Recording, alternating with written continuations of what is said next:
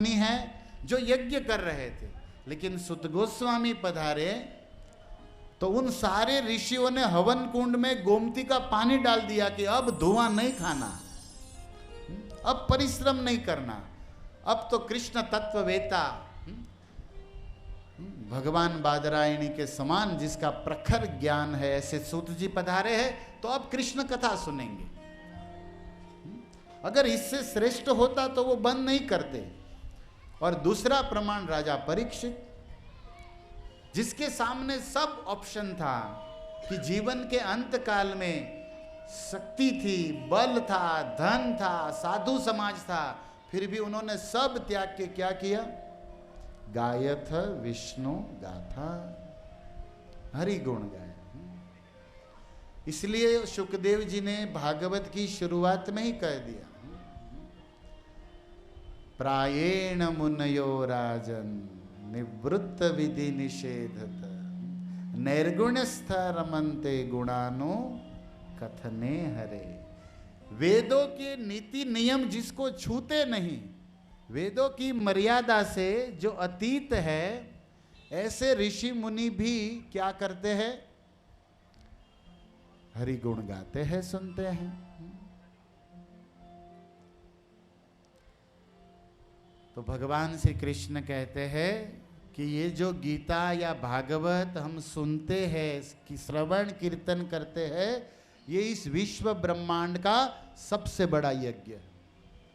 दूसरा प्रमाण वेद सार भगवत गीता में ही है, 18वें अध्याय में 70 नंबर श्लोक श्री कृष्ण अर्जुन से कहते हैं, अध्येष्यन्ते च य इमम् धर्म संवाद आवयो।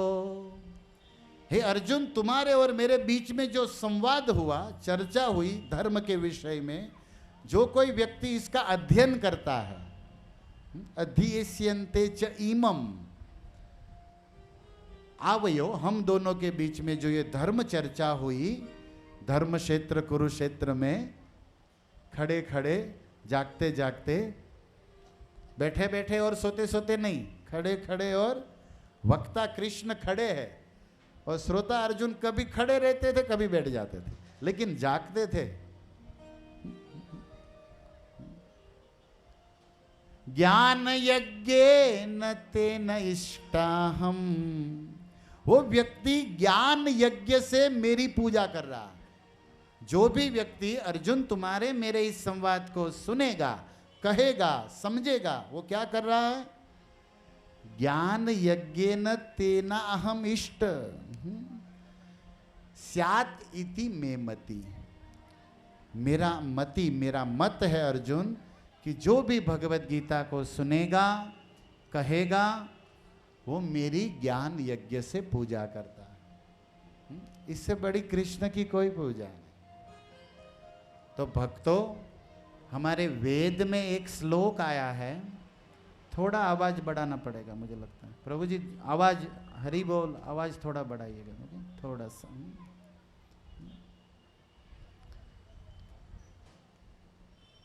शब्द ब्रह्मश्च पर ब्रह्मश्च उभो में शाश्वती तनु। भगवान श्री कृष्ण कहते हैं कि मेरे दो स्वरूप हैं, एक है शब्द ब्रह्म और दूसरा है पर ब्रह्म।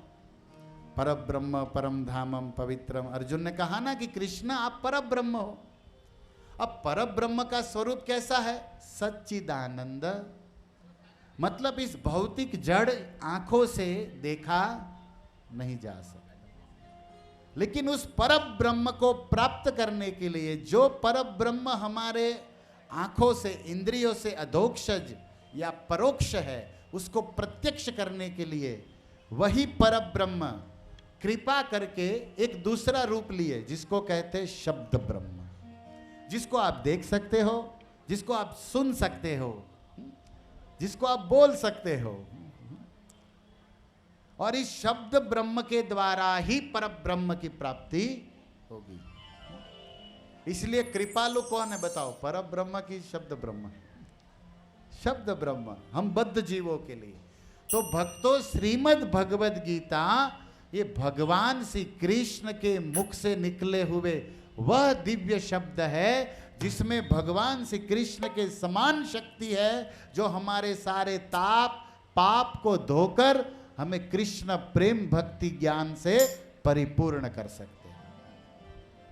इसीलिए जीवन में प्रतिदिन नित्यम भागवत सेवया के अंतर्गत नित्यम भगवत गीता भी हमें सुनना, पढ़ना, बोलना चाहिए, क्योंकि गीता में और गोविंद में कोई अंतर नहीं। और ये जो हमारी मति असतमति या कुमति बनी हुई है ना, उसको सुमति अर्थात सुंदर मति बना देगी ये भगवत गीता का ज्ञान। इसी को पितामह भीष्म ने कहा ना कुरुक्षेत्र में, हाँ कुरुक्षेत्र में स्तुति में बाणशैया पर, सपदि सखी वचो निशम्य मध्ये निज परयो बलयो रथम निवेश्य कुमति महरदात्म विद्ययाय चरणरति परमस्य तस्य मेस्तु। देखो गंगा पुत्र पितामह भीष्म बोल रहे हैं, महाजन है, सारे ऋषि मुनि सुन रहे हैं, जिसमें सुखदेव गोस्वामी भी खड़े खड़े सुन रहे थे। पितामह भीष्म जब प्रवचन कर रहे थे तो व्यास नंदन सुखदेव जी भी सुन रहे थे। ब्रह्मपुत्र लिखा गया है वहां, ब्रह्मराता मलोदया। तो मतलब पितामह भीष्म के वचन सुनने लायक है। क्या कह रहे वो? सपदी, सपदी मतलब दोनों सेनाओं के बीच युद्ध क्षेत्र में। सखी वचो, भगवान श्री कृष्ण सखा बनकर अपने अर्जुन को वचन सुना रहे हैं। इस वचन में क्या विशेषता है? तो कहते हैं कि कुमति अहरदात्म, अर्जुन की जो ये कुमति है, दुष्ट बुद्धि है, उसको हर रहे ये वचन।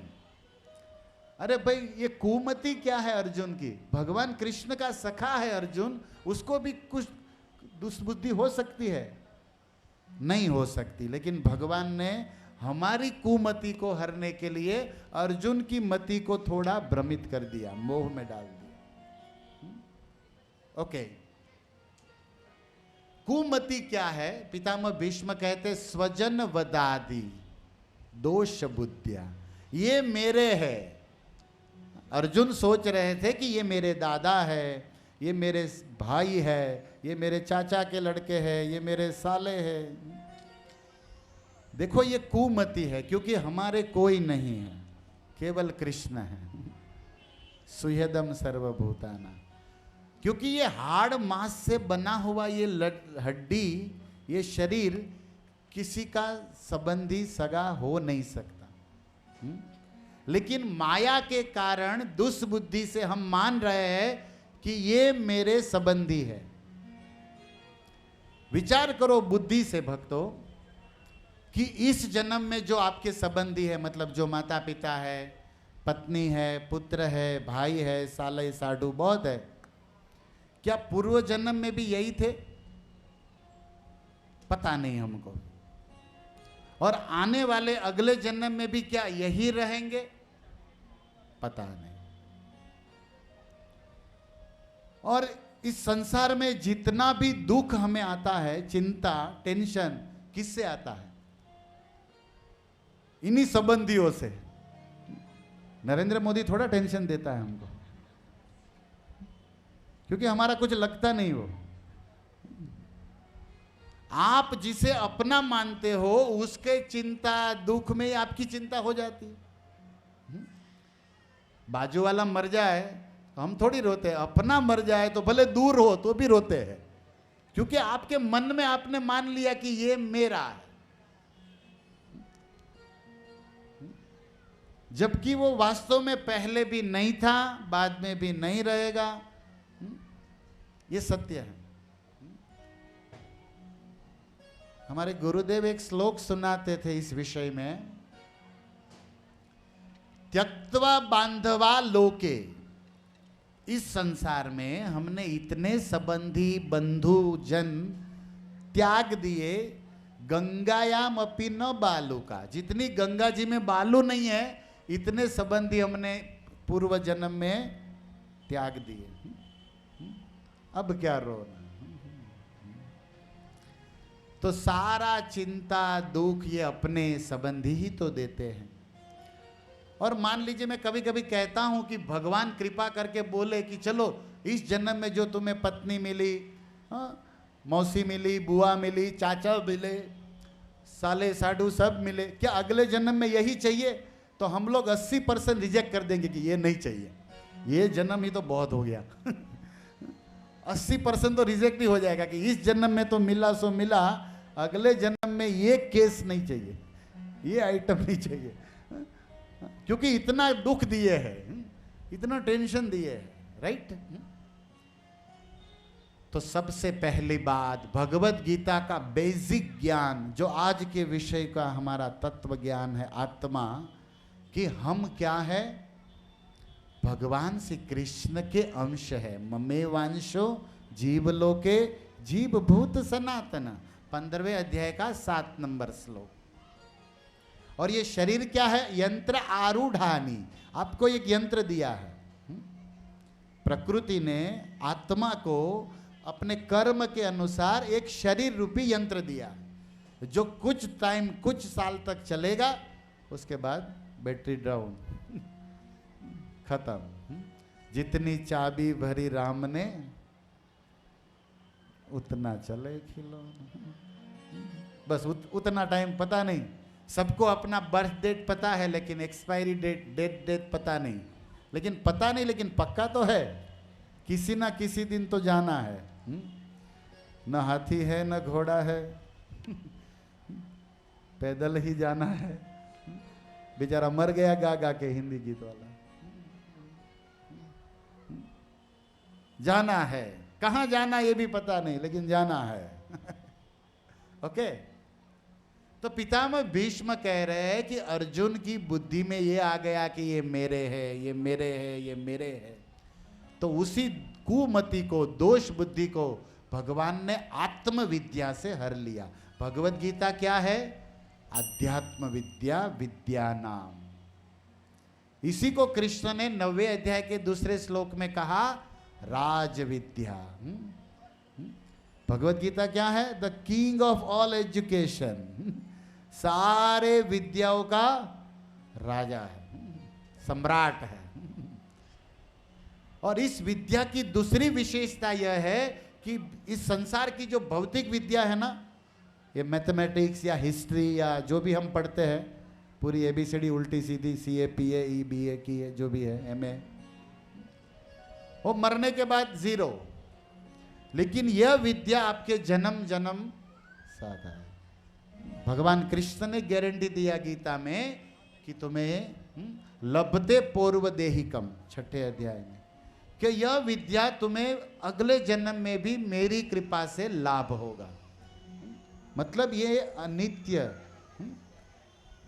संसार की विद्याओं की तरह अनित्य नहीं है,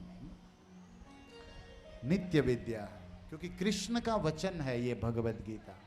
हरे कृष्णा कृष्णा कृष्णा हरे हरे।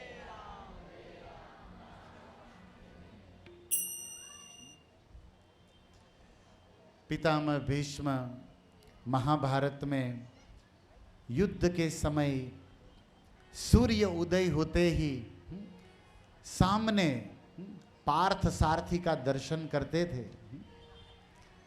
लेकिन पहले दिन कुरुक्षेत्र में, वो मार्गशीर्ष महीने की एकादशी थी, शुक्ल पक्ष की, है ना, मासानाम मार्गशीर्ष, गीता जयंती हम मनाते हैं ना, मैराथन। और सुबह का सूर्य अभी उगा नहीं, और युद्ध के लिए पितामह भीष्म दोनों तरफ 18 अक्षणी सेना रेडी है। और उसी समय अर्जुन ने कहा कि सेनयो रुभयो मध्य, दोनों सेनाओं के बीच मेरे रथ को ले जाओ, और भगवान ले गए। अब पितामह भीष्म सोच रहे हैं, देखते रहे हुए, कि ये क्या हो गया, कृष्ण बीच में क्यों आ रहे हैं रथ को लेके। अभी शंख नहीं फूका, ऐसा अगर संजय के अनुसार वर्णन हो तो शंख फूंक दिया गया है, क्योंकि 21वें श्लोक में ये श्लोक अर्जुन का है कि सेनयोर उभयो मध्य, प्रथम अध्याय भगवत गीता 21, कि दोनों सेनाओं के बीच में मेरे रथ को ले जाओ। लेकिन पांचजन्य ऋषिकेशो देवदत्त जनंजय, ये तो 14वें श्लोक में आ गया कि शंख फूंक दिए गए हैं। भीष्म ने भी इधर भी उधर भी, जो भी हो शंख फूंक दिए हैं, लेकिन युद्ध तो शुरू नहीं हुआ, युद्ध का ऐलान हो गया। अब बताओ, युद्ध का ऐलान हो गया, शंख भी बज गया, और यह है कि तीर या युद्ध करने की बजाय रथ लेकर सामने आ रहे, और सामने आकर पूरा नहीं आए, बीच में रोक दिया। और अर्जुन खड़े होकर, कृष्ण खड़े होकर कौरव पक्ष को दिखा रहे हैं, हाथ दिखा के। तो हवा की कुछ लहरें आते हुए शब्द को खींच लेती है। साउंड जैसे हम बोल रहे हैं, तो जहां पर भी यहां से शब्द जा रहा है, तो हवा इस तरफ की हो तो शब्द कुछ मीटर जाता है, दूर तक सुनाई देता है। तो कभी कभी कुछ शब्द सुनाई देते थे, कुछ नहीं सुनाई देते थे। तो पितामह भीष्म बड़ा दुख मार रहे थे, दुख अनुभव कर रहे थे। वो सोच रहे थे कि करुणा सिंधु केशव अपने प्रेमी अर्जुन को ये दिव्य मधुर गीत सुना रहे हैं, लेकिन हाय रे मेरा दुर्भाग्य कि ये मुझे सुनाई। भीष्म रो रहे हैं कि ये भगवत गीता का शब्द कभी कभी कान में आता था तो महासुख मिलता था, क्योंकि कृष्ण की नेत्रों में भी और कृष्ण की वाणी में भी क्या बसता है? अमृत बसता है। जो भी सुनेगा वो क्या हो जाएगा? अमरत्व को, मधुरता को, रसमयता को प्राप्त हो जाएगा।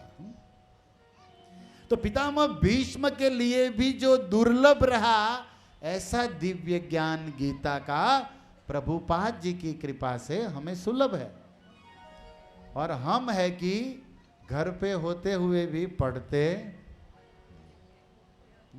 देखो भीष्म रो रहे कि ये श्लोक, कृष्ण के ये अमर शब्द, मधुर शब्द जो मेरे पाप को नष्ट करके ज्ञान भक्ति प्रेम से परिपूर्ण कर देंगे, और गुरु वैष्णव की कृपा से हमारे घर में है, फिर भी हम पढ़ते नहीं। सुनना चाहिए इस विषय को, इस विचार को, कि क्या बात बोली जा रही। भगवान श्री कृष्ण के ये जो गीता के शब्द है ना, उसके विषय में विष्णु धर्मोत्तर नाम के ग्रंथ में स्वयं श्री कृष्ण ने कहा, गीता में हृदयम पार्थ, गीता में ज्ञान उत्तमम। अर्जुन, गीता मेरा हृदय है, अर्थात जो गीता को पढ़ता है, सुनता है, वो भगवान श्री कृष्ण के हृदय में राज करता है। आप चाहते हो कि हम भगवान के हृदय में, या भगवान हमारे हृदय में राज करे, साक्षात रहे, तो प्रतिदिन गीता को पढ़ो। और भगवान कहते हैं कि गीता और मुझ में कोई अंतर नहीं। जैसे मुझ में मन लगाओ, मेरा स्मरण करो, तो कैसे करें? भगवान के द्वारा बोले हुए ये मधुर गीता के शब्द सुनना, यही भगवान का स्मरण है, यही भगवान का चिंतन है। और जो भी वो करता है, कृष्ण 9वें अध्याय के 22 नंबर श्लोक में कहते हैं कि योगक्षेमम वहाम्यहम्। अर्जुन, जो भी मेरा अनन्य भाव से चिंतन करता है, स्मरण करता है, तो मैं उसकी रक्षा करता हूं, और उसे जो भी जरूरत है वो सब मैं पूरी करता हूं।